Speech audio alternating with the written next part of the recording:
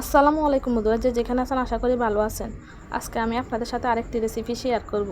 এটা অনেকে আঙ্গুলি গজা, খুরমা বা মুরালি যে নামে চিনেন না কেন, আমি আজকে এটা তৈরি করব। এটা বানানো একদম সহজ। এটা একবার বানানো শিখে গেলে আর দোকান থেকে কিনে খেতে হবে না। চলুন রেসিপিতে চলে যায়। এখানে 3 কাপ আটা নিয়েছি, আর এখানে লবণ পরিমাণ মতো, আর এখানে 3 টেবিল চামচ দিয়ে দিলাম সয়াবিন তেল। দিয়ে আমি ভালো করে এটা আটার সাথে মিক্স করে একটা খাস্তা তৈরি করে নেব।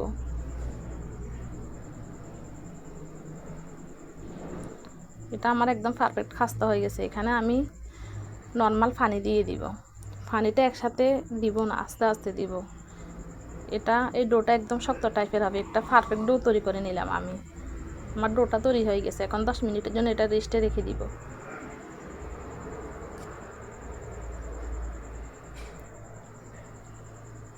দশ মিনিট পর রেস্ট থেকে আমি নিয়ে আরেকটু মথে নিব।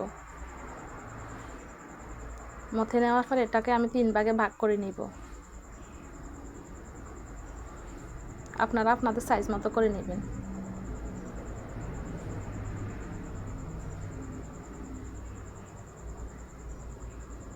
এটা আমি ভালো করে মথে এখন একটু গুঁড়ি ছিটিয়ে দিব। এবার এটা আমি বেলে নিব।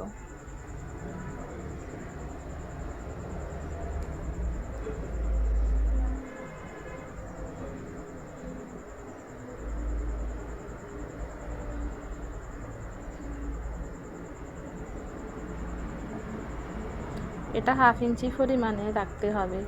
আমার বেলা হয়ে গেছে। এখন আপনাদের এটা কেটে দেখাচ্ছি এইভাবে কাটবেন। হাতের দিকে লক্ষ্য করুন, মাঝখান বরাবর কেটে এভাবেও কাটতে পারেন।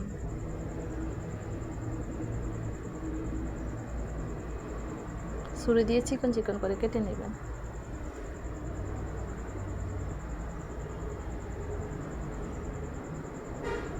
এইভাবে করে আমি সবগুলো কেটে নিয়েছি। আপনাদের আরেকটা পদ্ধতি দেখাচ্ছি আপনাদের সুবিধার জন্য। এটা লম্বা লম্বি করে কেটে নেবেন এভাবে করে।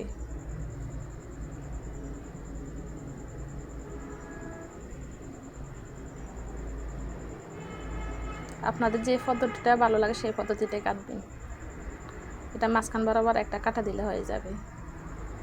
এভাবে করে আমি সবগুলা কেটে নিয়েছি। আমার কাটা হয়ে গেছে। এখন ভাজতে চলে যাব। এখানে একটা ফ্রাই প্যানে আমি কড়াই বসিয়ে দিয়েছি। এখানে আমি এগুলা দিয়ে দিব। এগুলো একসাথে দিলেও কোনো সমস্যা না, বয়েল কিছু না। এগুলা তেলে আস্তে আস্তে এগুলো আলাদা হয়ে যাবে, একটার সাথে একটা লাগবে না। তেলটা আমি বেশি গরম অবস্থায় দিই নাই। চুলার আঁচটা একদম লো আছে রেখেছি। বেশি আছে রাখলে এটা পুড়ে যাবে। এটা লো আছে 10 থেকে 12 মিনিট সময় লাগবে ভাজতে। দেখুন সবগুলো আলাদা হয়ে গেছে। এভাবে করে আমি এটা ভেজে নিয়েছি। এইভাবে একটা পারফেক্ট কালার হয়ে আসলে আমি আঙ্গুলিগুলা নামিয়ে নেব।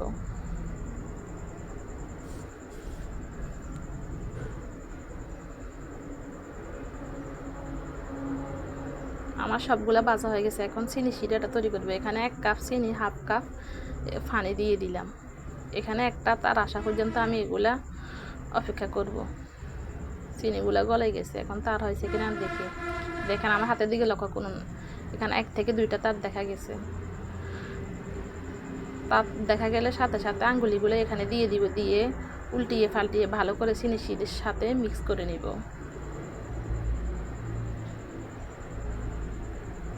মিক্স করা হয়ে গেলে আমি চুলাটা বন্ধ করে এখানে 2 টেবিল চামচ চালের গুঁড়ি দিয়ে দিলাম। চালের গুঁড়িটা দিলে তাড়াতাড়ি এটা ঝরঝরে হয়ে যায়। নেড়ে ছেলে ভালো করে মিক্স করে নেব। আমার মিক্স করা হয়ে গেছে। নিশ্চয়ই দেখতে পেলেন আমি কত সহজে এটা তৈরি করে ফেললাম। এটা ঠান্ডা করে এয়ারটাইট বক্সে ভরে এটা 2 থেকে 3 মাসের মতো সংরক্ষণ করতে পারবেন। এটা তৈরি করা শিখে গেলে দোকান থেকে আর কিনে খেতে হবে না।